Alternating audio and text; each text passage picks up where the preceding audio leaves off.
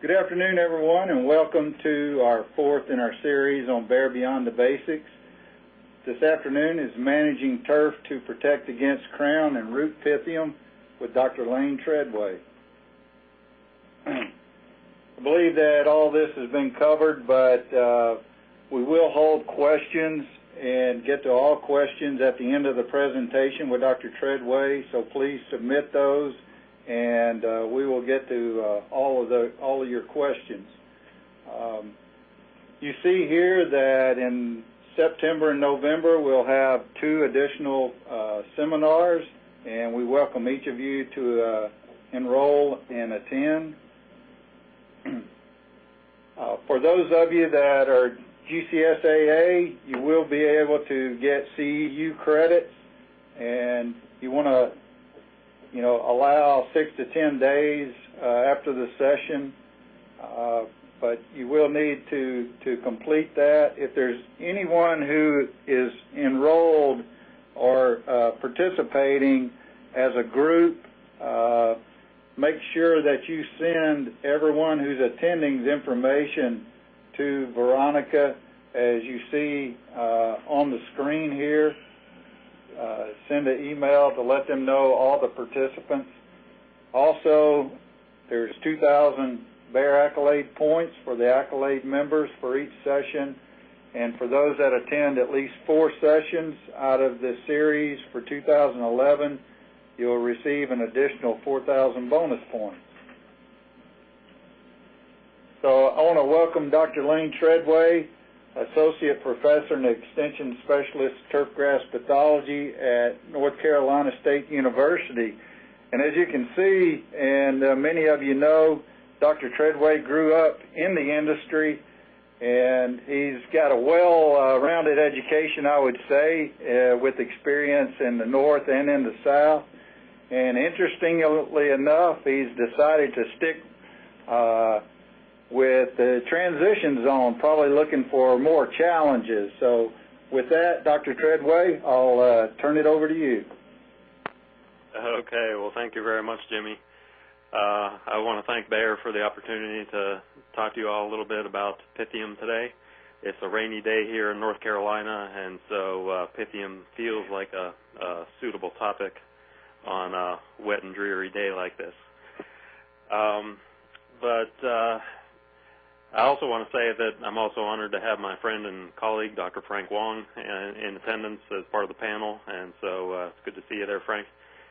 But Bayer asked me to talk about particularly crown and root infecting Pythium species. We'll spend a little bit of time at the beginning talking about Pythiums in general, and then towards the end we'll start to focus more on the crown and root infecting Pythiums, which are some of our most troubling and difficult to manage diseases, especially in golf course putting greens.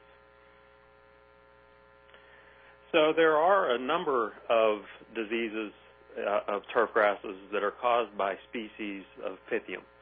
And when you hear the word Pythium, many people automatically think about Pythium Blight.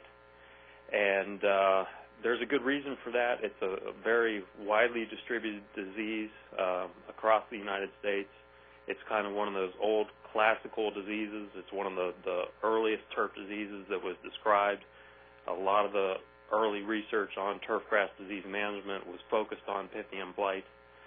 But now that we know more about the different Pythium species that can attack and cause diseases in turf grasses, we now know much more about other Pythium diseases as well, such as damping off, which is a seedling disease, a very common problem in the seed bed when you're growing in turf from seed. Pythium snow blight, as far as I know, is a pretty rare problem, and certainly it's not something that we deal with here in North Carolina. I've seen reference to it mainly in Japan and maybe in certain places in Canada, and so we're not really going to talk much about Pythium snow blight today. Rather, we're going to spend most of our time talking about Pythium root and crown rot and Pythium root dysfunction. These are the 2 main diseases that are caused by Pythiums that we deal with on golf course putting greens here in the transition zone of the United States, and indeed these diseases can be problematic throughout much of the United States. Before we move on and start to talk about these different Pythium diseases, I want to take a step back and talk a little bit about what Pythium is. And it's important to understand that Pythiums are, in fact, very, very different from most fungi that we deal with causing turfgrass diseases. In fact, technically, Pythiums are not fungi at all. Pythiums are now recognized to be distinct from fungi. They're they could be thought of as a primitive version of fungi, and in fact, they belong to a separate kingdom now, according to the taxonomists. But for our purposes, we can talk about or think about Pythium as being a group of fungus-like organisms that are just different from true fungi. They are similar to fungi in that they produce hyphae, just like the brown patch fungus and the dollar spot fungus. The Pythium fungi grow by producing thread-like branching structures. And when these structures are produced in mass that are visible to the naked eye, we refer to these as mycelium. And so in that respect, Pythiums are very, very similar to regular fungi.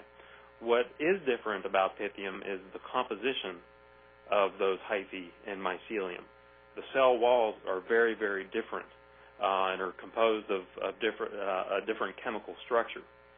And so for this reason, many of the fungicides that we use to control true fungi have very little to no activity against Pythiums. And so this is why the fungicides that we use to control Pythiums, for the most part, are quite different from the fungicides that we use to control other fungi. Some other unique characteristics of Pythiums is that these organisms are able to produce survival spores in the soil and in the thatch that we refer to as oospores. And this is important because these spores are very, very tough and durable and able to enable the fungus to survive through long periods of unfavorable conditions. And so this is why Pythium tends to be a very chronic problem in areas where it's occurred in the past, because the fungus has the ability to survive in the soil very, very well. Another unique aspect of Pythium is that they are able to produce swimming spores. These are spores that actually swim in films of water in the soil and are able to swim long distances in drainage water on the surface. This is why Pythiums are Pythium diseases are typically seen spreading in drainage patterns and in areas that are very, very wet for extended periods of time. And we call these swimming spores zoospores, which refers to the fact that they are able to move. Let's take a look at some of the conditions that favor the development of Pythium diseases in general, on the whole. And another common misconception about Pythium is that people automatically think about hot and wet conditions when they think about Pythium. And again, that goes back to Pythium Blight on cool season grasses. But when you consider Pythium Root Rot, Pythium Root Dysfunction, and Pythium Blight on the warm season grasses, that relationship breaks down. These diseases are not most active necessarily during hot and wet weather conditions. And so you need to get it out of your head that Pythium is caused by hot and wet conditions. That is not necessarily the case. Rather, Pythium diseases on the whole are encouraged or favored by weakened turf. Whenever the turf that you're managing is in a stressed or weakened condition, that's when they tend to become most susceptible to infection by different Pythium diseases. Pythium diseases can also be favored by excessive or insufficient soil moisture or moisture on the foliage as well. Most people think of Pythium diseases as being caused by wet conditions, and in most cases that is the situation. But we're going to talk about Pythium root dysfunction, which actually can be exacerbated by insufficient soil moisture.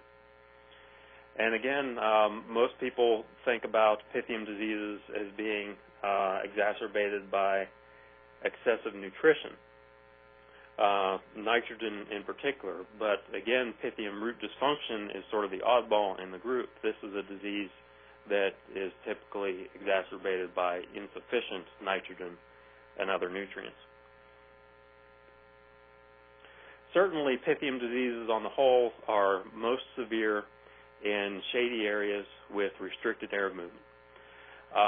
Number one, these conditions favor or increase the humidity in the turf canopy and favor the growth and development of the Pythium organisms in the canopy and in the thatch.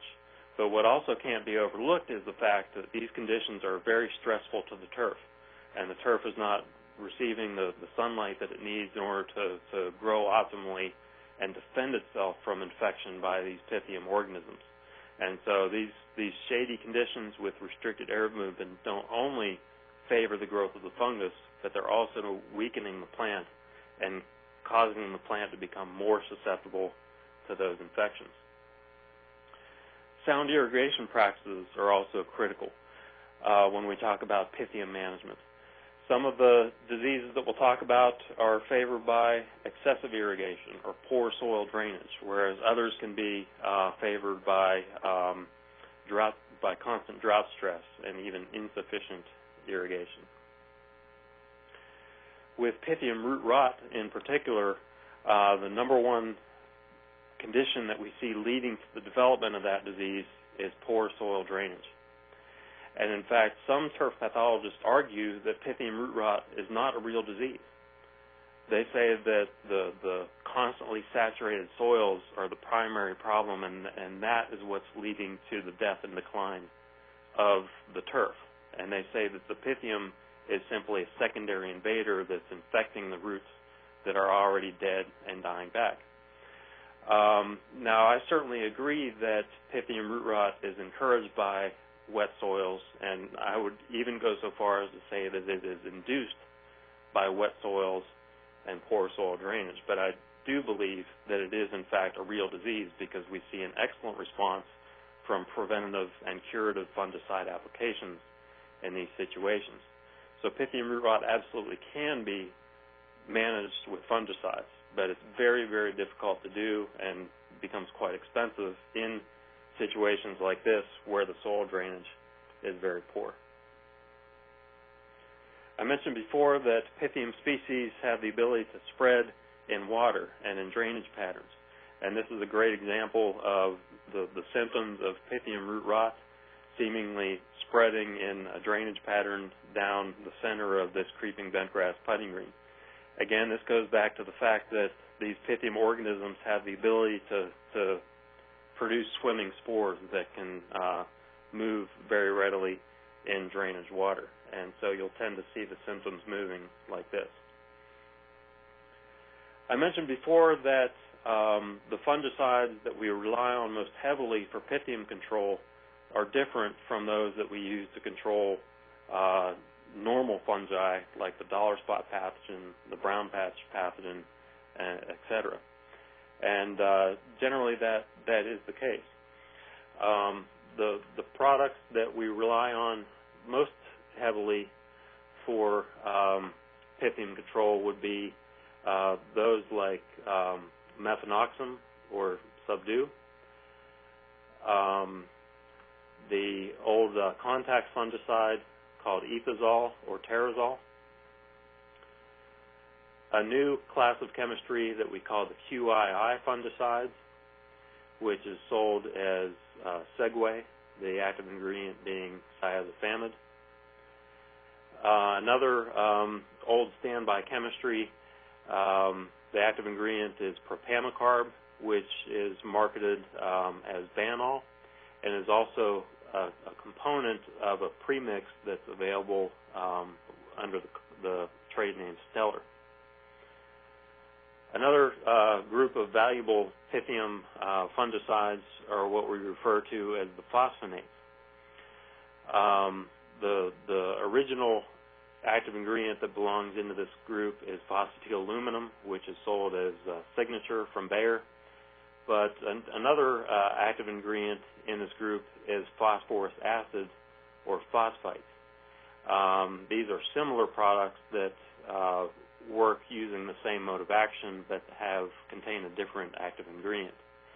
Phosphorus acid or phosphites are sold under a variety of different trade names like Elude, Resist, Magellan, and there are many, many others.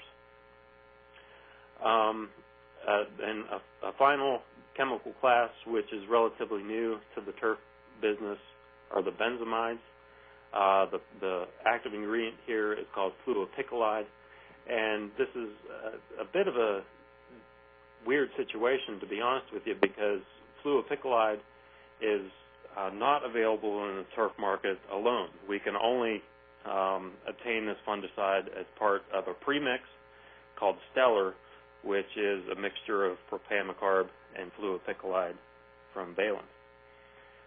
Okay, now there are two chemical classes that I skipped over that have Pythium activity, but and are actually labeled for Pythium control, but really aren't the most effective options that we have at our disposal in many situations.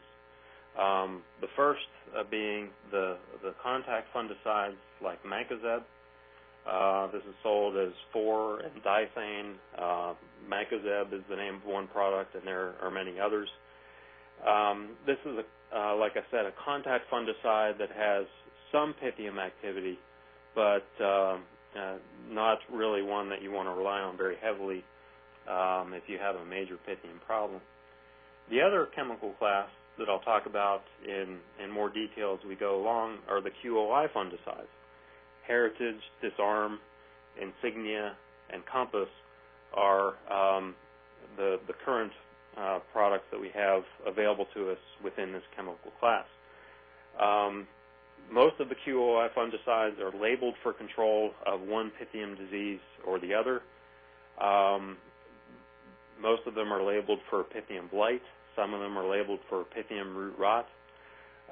But to be honest with you, they're really not very effective and shouldn't be relied upon very heavily for control of those diseases. The only Pythium disease where the QOI fungicides are very useful is for control of Pythium root dysfunction. And so this gets to the importance of making sure you're accurately diagnosing your Pythium disease problems so that you can select the best fungicides to control the problems that you have. I want to point you towards a utility that we have available through our Turf Files website at NC State. You can see the URL for this website in the bottom right-hand corner. The URL is simply turfdiseasemanagement.ncsu.edu. And we call this the Disease Management Utility, and basically it's a tool that you can use to help select fungicides for control of turfgrass diseases. This system ranks the effectiveness of fungicides for control of each turf disease, and it also allows you to select multiple diseases so that you can, if you have 3, 4, or 5 different diseases to control with a single application, you can use this system to help design a mixture of products or perhaps select one single product that will control all of those different disease problems. And so when you go into the disease management utility, first it will ask you to select your turf type and the species of grass that you are managing, and then you'll come to this screen that we show here where it asks you to select the turf diseases that you're trying to control.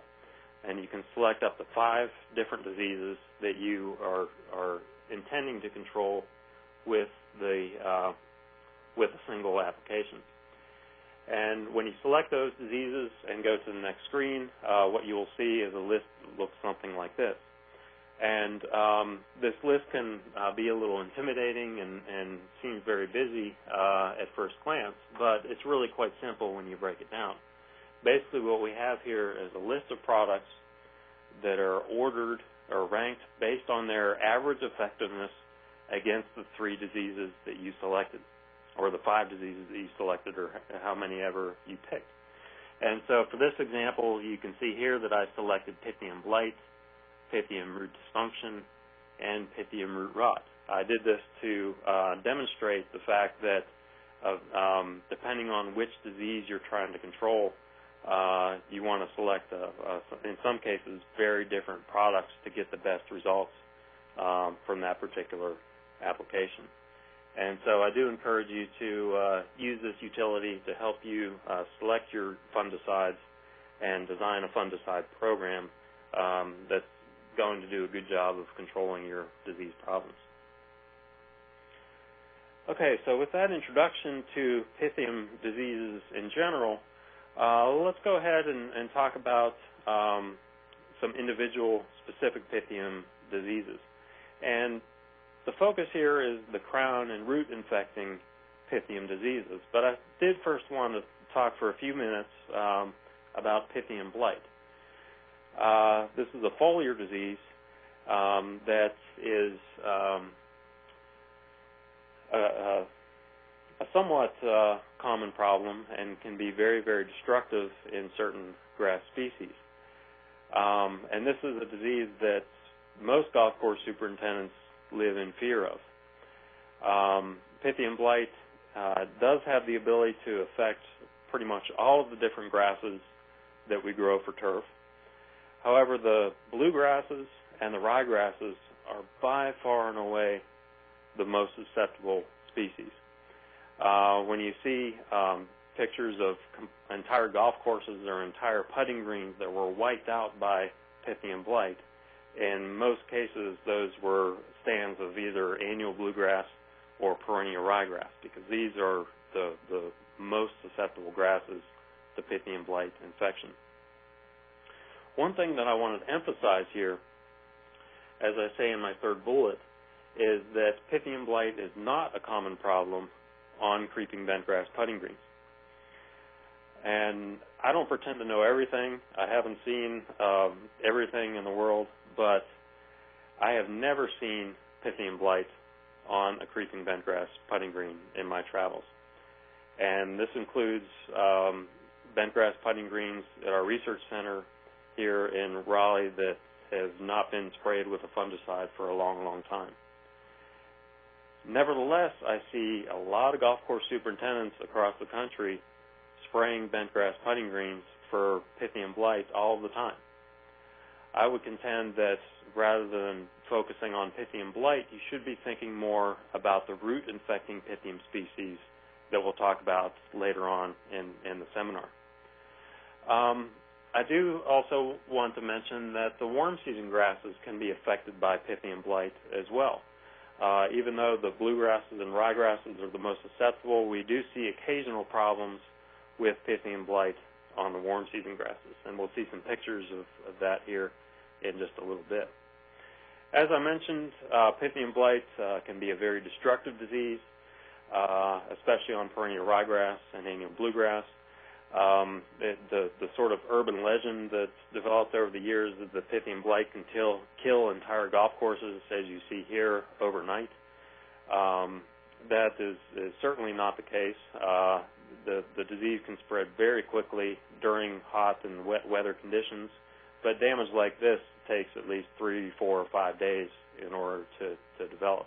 Anybody who thinks that Pythium Blight can do this overnight wasn't paying attention. On more resistant grasses, like tall fescue, for example, rather than these widespread, completely destroyed areas, Pythium Blight tends to develop in more distinct patches and spots.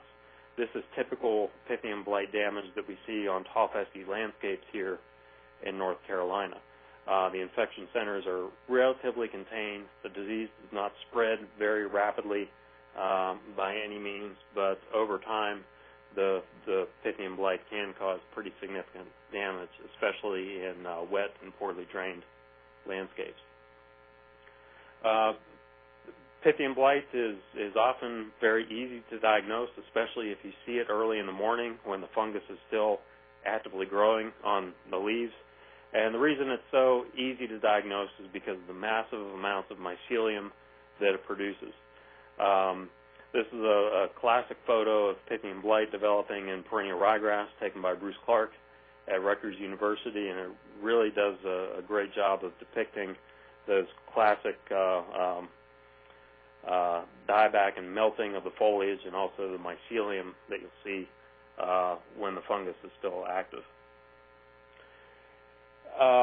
When the turf dries up and the mycelium kind of melts away, you're left with foliage of the plant that is initially a brownish gray color. As you see here on the left, you do see some remnants of mycelium evident there. But as the disease progresses and as those plants become completely killed, you get a symptom that's more like what you see on the right here, which is a tan or an orange coloration to that blighted turf. So those are typical Pythium Blight symptoms that we see. I mentioned that Pythium Blight can be an issue on the warm season grasses.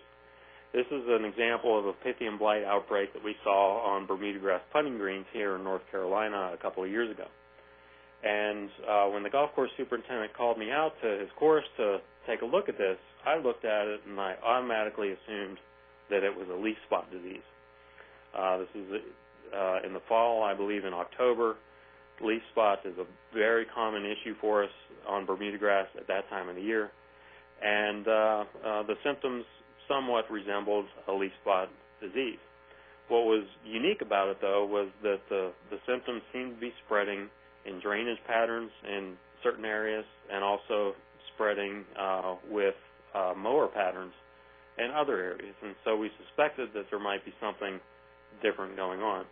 And sure enough, when we brought this back to the lab and took a close look, we found that this was, in fact, Pythium Blight.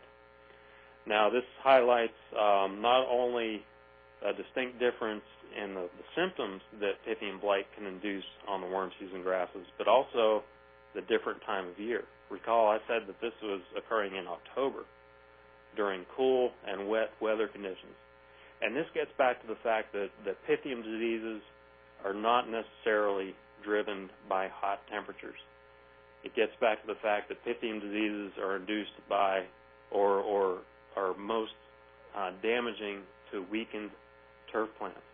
These warm season grasses, Bermuda grass putting greens in particular, are very weak in the fall, especially during cloudy and wet weather conditions, because they're not getting enough sunlight, and that's what causes them to become susceptible to infection by these Pythium organisms.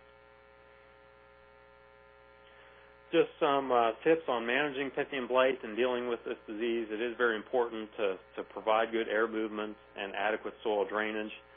Pythium Blight is definitely exacerbated by long periods of leaf wetness and also continuously saturated soils, and so it's important to minimize leaf wetness, avoid over-irrigation, and also keep nitrogen levels to a minimum when the turf that you're growing is highly susceptible. For example, if you're growing cool season grasses, this is a big part of the reason why you don't want to put out high rates of soluble nitrogen during the summertime. Or if you're growing warm season grasses, you don't want to put out high rates of nitrogen during the fall as those grasses are preparing to go dormant. In terms of fungicides for Pythium Blight control, this is a list of the products that are currently labeled for control of this disease. All of them will work. All of these products that are listed here will control Pythium Blight. Oftentimes the question is how long they will last. If you're truly looking for extended periods of Pythium Blight control in the range of 14 to 21 days, then you need to focus on certain chemical classes within this group. Those being group number 4 here, which is methanoxam, group number 21, which is cyazofamide, group number 28, which is propamacarb, group number 33, which contains phosphatidyluminium and the phosphorus acids, and group 43, which contains fluopicoli. To get those extended periods of control, mancozeb, the QOI fungicides, and ethazole will not do the trick. Okay, and so this slide basically summarizes the things that I just mentioned. Note that ethazole should not be applied to turf during hot weather because of the risk for phytotoxicity. Mancozeb and the QOIs do not provide long periods of Pythium Blight control and shouldn't be relied upon during periods of high disease pressure. The phosphonates, which is phosphatidyluminium, and the phosphite salts are very good Pythium fungicides, but it's important to note that these are only effective as preventatives. Because of the way that these products work, by stimulating the natural immune system of the plant, they are not very effective curative materials. Okay, let's move on and talk, get to the real meat of the seminar here and talk about the root and crown infecting Pythium diseases. The first one that I want to mention is Pythium root and crown rot. And this is basically a putting green disease. We occasionally see issues with Pythium root rot in maybe fairway height turf or golf course tees. Occasionally see problems on landscapes as well, but I'll say that somewhere in the neighborhood of 98 to 99% of our Pythium root rot problems are on golf course putting greens. One of the difficult issues with Pythium root rot is that there are many different species that have the ability to cause this disease. There was a survey that was done here in North Carolina by several scientists collaborating with L.T. Lucas, and they found at least 20 different Pythium species in creeping bentgrass that had the ability to cause Pythium root rot. And really the only common denominator between all of these species is the fact that they all like wet soil conditions. Aside from that, there are a lot of differences among these different organisms. Some of them grow during cold weather, some of them grow during cool weather, some of them grow during warm weather, and others prefer hot weather. And so, because there are so many species that can grow under a wide range of soil temperatures, there is absolutely no relationship between Pythium root rot and temperature. Pythium root rot can and will develop any time the soils remain wet for extended periods of time. We've seen Pythium root rot outbreaks here in North Carolina during every month of the growing season, from February through October or November. Soil temperature doesn't matter. And so this is another disease where you need to get it out of your head that Pythium is induced by hot weather. It's just simply not the case. As far as the different grasses, annual bluegrass and creeping bentgrass are by far the most susceptible.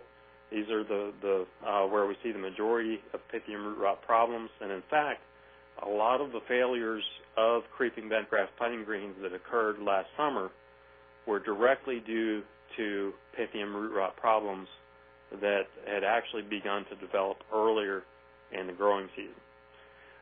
We do see some issues with root rot on Bermuda grass and seashore paspalum as well. Again, especially in areas where wet conditions persist for long periods of time or where these grasses are being grown in poorly drained soils. Pythium root rot, in addition to the fact that it can develop essentially any time of year, it's also a very, very difficult disease to diagnose. The symptoms that can be caused by this disease are very, very diverse. I will say that in most cases, the disease develops in very irregular patterns, as you see here. No distinct patches, no distinct circles, really no distinct pattern that you can set, that you can hang your hat on. The only pattern that you see here is that the disease is most severe on the outer edge of the green in the cleanup pass. And this is definitely a commonality of Pythium root rot that is often brought out or exacerbated by stress, whether it be mechanical stress, compaction, Many other issues can bring out the symptoms of Pythium root rot. And so it's not uncommon to see the disease being more severe in cleanup passes like this. We have observed, however, that Pythium root rot can develop in more of a patchy type appearance. And I've noticed that this is especially true during periods of very wet weather. And I don't know why this is, but it just seems to be the case. Here we're looking at Pythium root rot on a creeping bentgrass putting green, and basically the disease is appearing as brownish or purplish spots that are just a few inches in diameter, and the outer edge of those spots tends to be a yellow or orange coloration. And again, I showed this picture earlier, but it's very common to see these symptoms seemingly spreading in drainage patterns. Now, because the above-ground symptoms of Pythium root rot are so diverse, really the only way to definitively diagnose this disease is through the use of a microscope. This disease can only be, in my opinion, definitively diagnosed in the diagnostic lab. I've tried time and time again to diagnose Pythium root rot in the field, and I just can't do it. Every time I try, I get it wrong. And so I don't even try anymore. You need a lab diagnosis in order to confirm this disease. What we'll see in the diagnostic lab is something like this. On the individual plants, it's a distinct greasy rotting of either the crown of the plant or sometimes the stolon or most often the roots. But then we need to take it one step further and actually look at the infected tissue through a high-powered microscope in order to confirm the presence of these oospores, these resting spores that are produced by the Pythium fungi.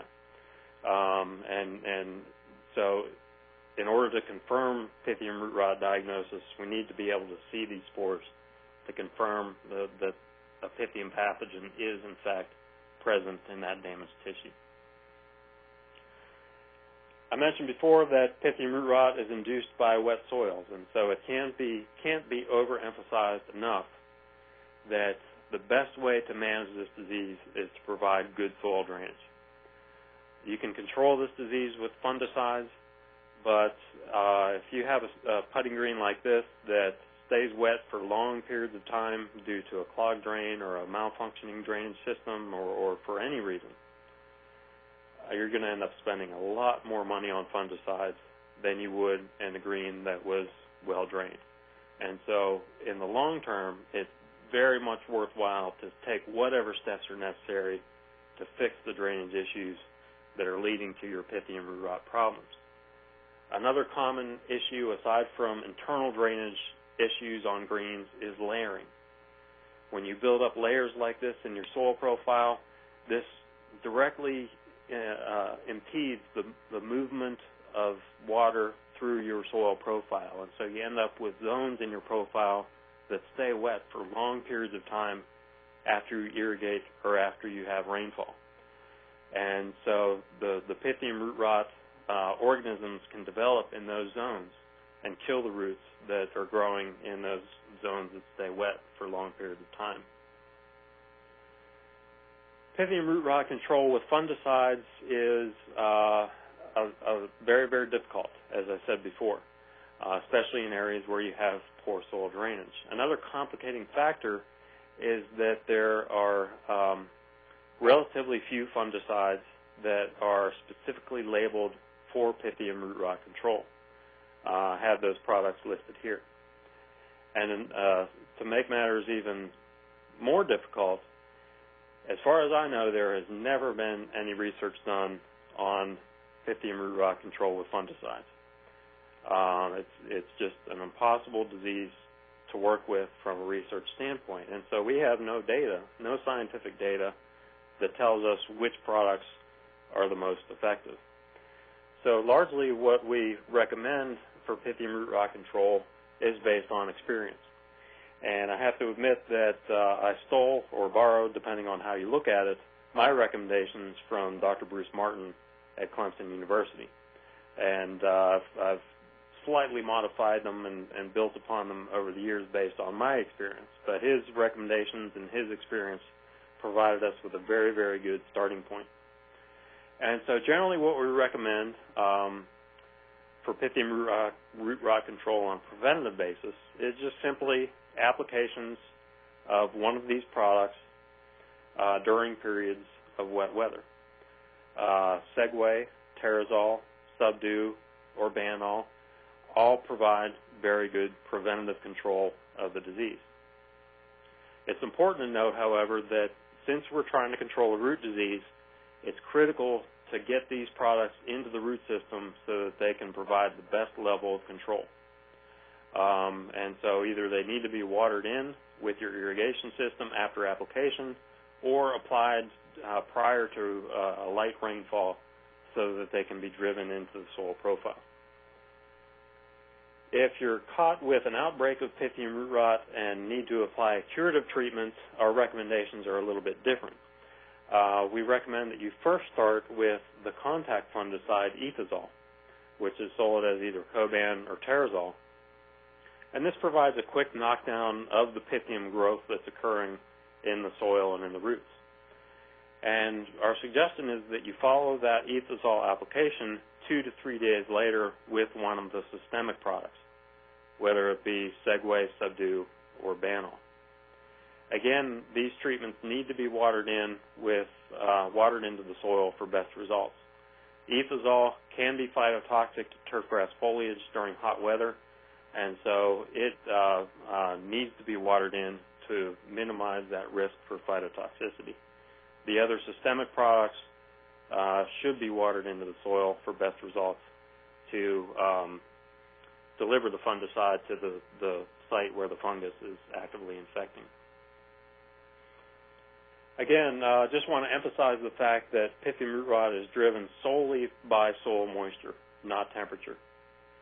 And this is where a lot of golf course superintendents have gotten into trouble in recent years, especially here in North Carolina last year. Most of our fungicide programs for maintenance of bentgrass putting greens don't employ any Pythium root rot fungicides until July and August. But based on this rainfall data that you see here, which is historical rainfall data from Raleigh, North Carolina, you'll see that our rainfall is relatively constant across the growing season. We have some periods that tend to be a little bit on the dry side during February and even more drier in about mid-April, and a little dry period in November. But other than that, we get about 0.12 to 0.15 inches of rain per day throughout the entire growing season. So based on that, what's the point of targeting your Pythium root rot fungicides to July and August? There's really no basis for it. It goes back to the misconception that Pythium diseases are most problematic during hot weather, and that's just not simply the case. So I'd encourage you to take a look at the historical weather data like this, rainfall data in particular, to see when how your rainfall is distributed in your particular location. This can help you to perhaps fine-tune your Pythium root rot fungicide program if this is a disease that you deal with. Okay, moving on now, I want to conclude by talking about Pythium root dysfunction. And this is a very, very different disease from Pythium root rot. Really, the only similarity between the two diseases are that they are caused by Pythium species. Other than that, they're a completely different ballgame. So Pythium root dysfunction, first of all, has only been documented in creeping bentgrass greens. I get questions from superintendents every year about whether we've seen root dysfunction in annual bluegrass or in Bermuda grass or in paspalum, and they haven't been documented yet. And so, as we know it now, this is only a creeping bentgrass disease. Now, as we talked about before, Pythium root rot is a problem in poorly drained greens, which tend to be on the old side. Pythium root dysfunction, on the other hand, is a disease of new greens. newly constructed greens that are very well drained. This disease is most problematic during the first 6, 8, 10 years after the construction of new greens. Another major difference between root dysfunction and root rot is the timing of root infection. As we mentioned before, root rot can occur essentially any time during the year. Root dysfunction is more specific.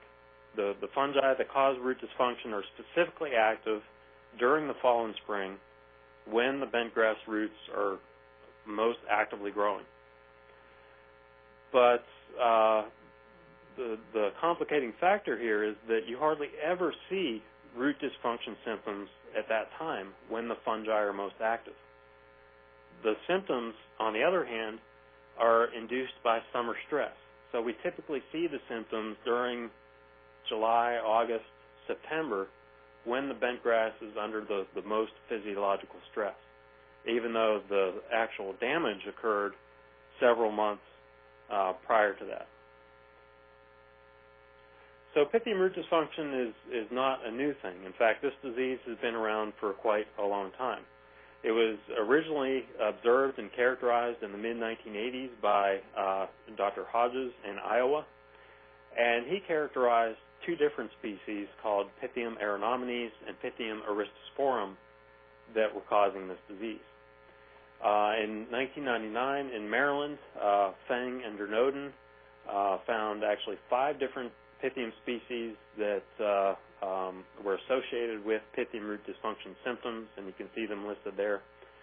We found that in the southeastern United States, in North Carolina, South Carolina, and Virginia in particular, one particular fungus or Pythium called Pythium blutum is the most prevalent cause. And so looking at the distribution of the Pythium root dysfunction, in yellow here you can see the reports by Hodges back in the 80s, the work done by Dernoden in Maryland and also in Delaware in the late 90s, and our work has confirmed the presence of root dysfunction throughout the Carolinas, up into Virginia. We've also seen the disease in Ohio, Kentucky, Arkansas, Oklahoma, and Texas. Oh, and up there in the New York metropolitan area as well. I forgot about that one. So this disease is pretty widely distributed, as you see here. It's not just limited to the transition zone, although that admittedly is where it's most widely distributed because of the severe stress that our bentgrass encounters during the summertime. As I mentioned, Pythium blutum infects actively growing roots, actively growing bentgrass roots during the fall and spring. But you rarely see symptoms of the disease during that time of year. The Pythium blutum just causes a very minor change in the health and the structure of the creeping bentgrass roots. You see here on the left the infected area. The roots are just a little bit more shallow, but there's still a lot of roots there. The key difference that you see here is that in the healthy area, there's a lot of sand still clinging to the healthy roots, whereas all the sand has completely fallen off of these infected roots here on the left. So what Pythium blutum does is it either inhibits the formation of root hairs or kills the root hairs after they're formed. And by doing that, it reduces that root's ability to absorb water and nutrients. And so when we get into periods of summer stress, as we see here, ultimately the bentgrass dies from either heat stress, nutrient deficiency, or a combination of the two. Here's a closer look at the roots that have been infected by Pythium blutum. You can see here that the root tips are sort of bulbous and abnormal, but really the big difference, the key is that there are no root hairs on these roots whatsoever, and so they're not able to absorb water and nutrients very effectively. Pythium blutum, fortunately for us, produces spores that are of a very different size and shape as compared to the Pythium root rot pathogens, and so we can distinguish this disease very easily just by looking at the spores in roots. Again, this is something that needs to be done in the diagnostic lab using a high-powered microscope. I mentioned that we rarely see symptoms of Pythium root dysfunction in the fall and spring. Occasionally we do see some symptoms, and usually it appears just as a very mild chlorosis, as we see here. This is a picture taken at a local golf course here in the Raleigh area that severely stressed out their greens in October of one year in preparation for a tournament. They were mowing the greens low, rolling them every day, drying them out to speed them up for this tournament, and a few days later these symptoms appeared, and this did turn out to be caused by Pythium root dysfunction. However, the summertime symptoms that we see are by far and away more severe, and so this is what you should be most worried about as a golf course superintendent.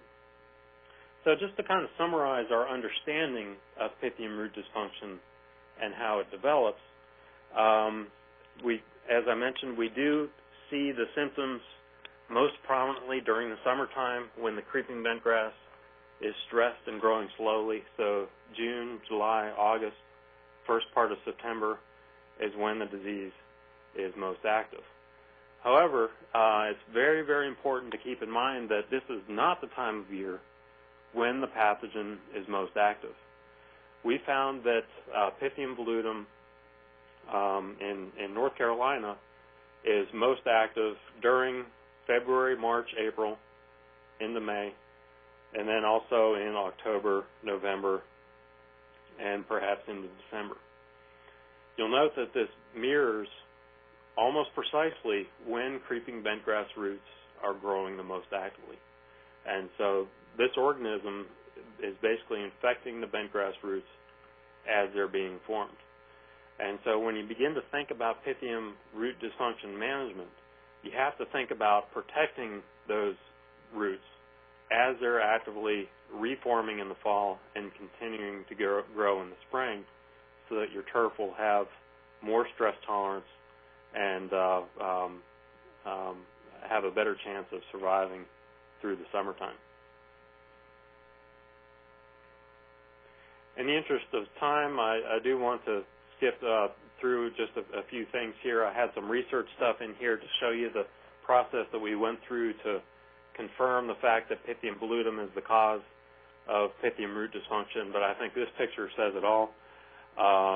It is a bona fide pathogen, and we've done all the necessary science to confirm, in fact, that Pythium volutum is the cause of this disease here in the southeastern United States. We also do see another Pythium species called Pythium torulosum that's often associated with the affected turf, but it turns out that this particular species is not pathogenic. And so again, from a management standpoint, you need to focus on protecting the bentgrass roots during the fall and spring, and growing a root system that's as strong as possible so that you can go into the summertime with some stress tolerance.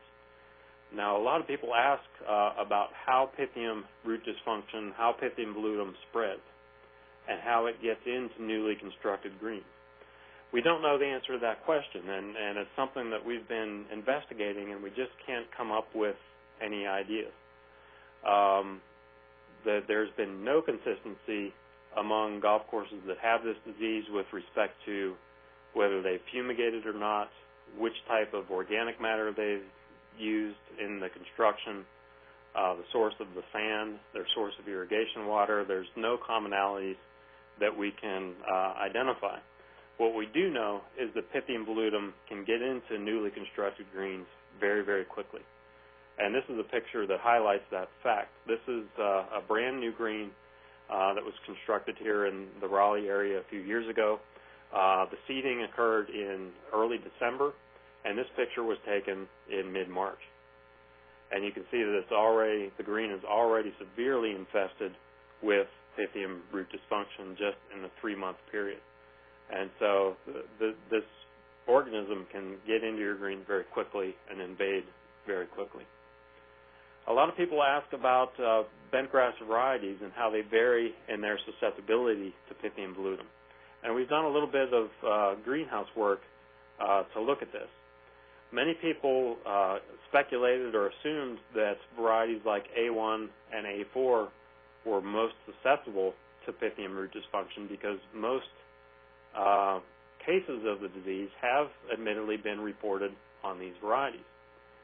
However, it's important to note that over the last 10 or 15 years, these have been very popular varieties, and most newly constructed putting greens have been established with either A1 or A4 or a combination of the two. And so I think the frequency of the disease on these varieties is more just due to the fact that these varieties are more common on new greens. When we look at the susceptibility of these varieties in the greenhouse, they are moderately susceptible. They're not the most resistant. They're not the most susceptible. They're somewhere in between. Ironically, Pencross is the most susceptible variety that we found, followed closely by G2. Crenshaw, Sin 96, and G6, in fact, turn out to be among the most resistant grasses. And it's worth noting that we have actually never seen Pythium root dysfunction on G6. We have seen some mild cases of it on Crenshaw, but not very severe by any means. And so these varieties do appear to have some level of genetic resistance to this disease. Just some management tips for Pythium root dysfunction. Minimizing summer stress is crucial. The expression of root dysfunction symptoms is driven 100% by stress. If we could all go back to mowing our greens at 3/16 of an inch and fertilizing with 8 pounds of N per 1,000 square feet and watering every day, root dysfunction would cease to be an issue. This is a disease that has been brought on by the fact that we're managing our bentgrass under much more stress than we ever have before. With respect to controlling Pythium root dysfunction with fungicides, we've seen very good control with certain products, but the effectiveness of different products varies quite a bit depending on whether or not you're controlling the disease preventatively or curatively. Curative control of Pythium root dysfunction, your options are much more limited. You can see in this particular example here, we're essentially only seeing activity against the disease from applications of Insignia. And this was some of our earliest research that we did, and this is primarily the reason why Insignia became so popular for control of Pythium root dysfunction, because we saw excellent results from this product with curative applications. Soon after we started to work with Pythium root dysfunction, a new fungicide called Treadway became available, and we found that this is also a very effective product for control of Pythium root dysfunction as well. You'll notice that several of our standard so-called Pythium fungicides have relatively little activity against Pythium blutum. Banol, Subdue, Terrazol, Signature, not providing very good control even after 4 applications. And so this is where we began to realize that Pythium blutum is very different from most other Pythium species with respect to its fungicide sensitivity.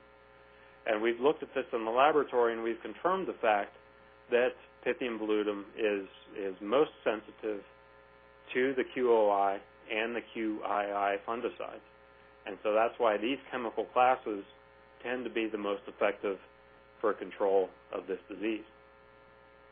And so to summarize management of Pythium root dysfunction, generally what we recommend is a rotation of 3 different components. We recommend a QOI fungicide as kind of the first lead-off treatment in a root dysfunction program. If you're controlling Pythium root dysfunction on a curative basis, we do recommend Insignia because we've seen superior curative activity from this particular product. But if you're truly going on a preventive schedule, other QOI fungicides are very effective. And so this is the benefit of a preventative schedule because it opens up more options to you. The next treatment in this rotation would be Segway, and then the third treatment in the rotation would be a tank mixture of either Signature with Banol or Signature plus Subdue. And so if you're going after root dysfunction on a preventative schedule, generally what we recommend is that you work your way through this rotation with 21 to 28 days between each application when your soil temperatures are in the 50 to 75 degree range. If you choose to manage this disease curatively, you need to basically schedule your applications based on necessity and based on the appearance of symptoms. And so your application interval may vary from between 14 to 28-day intervals. Not only does curative control of Pythium root dysfunction limit the number of options that you have at your disposal, curative control is also 100% reliant upon relieving stress. If you don't take major steps to relieve stress from the bentgrass turf, whether it be by raising mowing heights or increasing your fertilization or both, you will not see any improvement in the health and quality of the turf. You need to alleviate stress in combination with these curative fungicide applications in order to effectively control this disease. With that, I'll conclude, and I know that we're running a little bit late, but I hope that some of you have questions and will be willing to hang in there to have a little bit of a question and answer period here. Thank you very much for your attention, and I'll turn it back to our moderator. Thank you, Dr. Treadway. We've got a couple of questions, and if anyone else has questions, please submit it now through the question and answer. But Dr. Treadway, our first question from the New England area, and says, I have used Banol Subdue and Terrazol in the past as a rinse-in to help clean up the roots. Can Signature be used with any control, and would it help to add a little wetting agent? Oh, okay, good question. Basically, the question is related to Signature for control of root-infecting Pythiums. And I do think that Signature and other products in that chemistry are useful. However, the rates that are typically applied by golf course superintendents are not sufficient during intense levels of disease pressure. Most superintendents apply 4 ounces of Signature or somewhere in that neighborhood every 2 weeks. Those treatments definitely help during what I would call normal conditions, but during periods of intense disease pressure from Pythium root rot or Pythium root dysfunction, I do not believe that those treatments are sufficient. And under those conditions, you need to either increase your rate of Signature or apply that Signature along with a tank mix partner such as Banol or Subdue or another product to provide that complete level of control that you need. Okay. Great seminar, Lynn. This is Frank here. And this question comes in from Northwest Alabama, and the question was, what variety were you seeing that Pythium Blight on Bermuda grass? And I guess the logical follow-up question to that one was, would you see, or do you see any varietal differences as far as their susceptibility to Pythium Blight? Oh, yeah, good question. That particular case was on Champion. And I haven't observed any differences among different varieties in their susceptibility to Pythium Blight, mainly because it's not a problem that's common enough really for us to kind of extract those sorts of observations. It's a very sporadic, occasional problem, and so it's hard to draw those kinds of relationships from so few cases to work with. Okay. Great. Thank you, Lane. Great. If there are any other questions, if you want to submit those pretty quick here, I believe that we have answered all of the questions that have been presented. So, Dr. Treadway, I want to thank you again, and want to thank all the participants for attending today, and just remind you of our next presentations that will be this fall, and you can see the next one will be on September 20th, and then our last one for the season will be on November 15th. And I'm sorry, it was brought to my attention that it's during deer season in Michigan, so hopefully you'll be able to make it. All right. Lastly, just a reminder, you will receive information for your CEU credit and accolade points within a 6 to 10 day period. Again, I want to thank everyone for attending. Let's see, we did get, looks like we may have gotten another question here. When do we begin to manage for Pythium Root Rot in wet periods? Do we go all the way back to March, or what's the recommendation?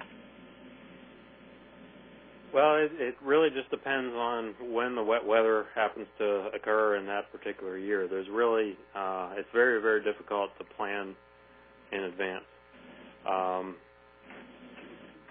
For example, here in North Carolina, we're having a period of very, very wet weather right now, and so we are recommending that our superintendents apply some Pythium Root Rot preventative treatment right now. But does that mean that we would recommend that every year? No, probably not. It just depends on when the wet weather happens to occur during this particular year. Very good. Well, thank everyone, and have a good evening and have a good season.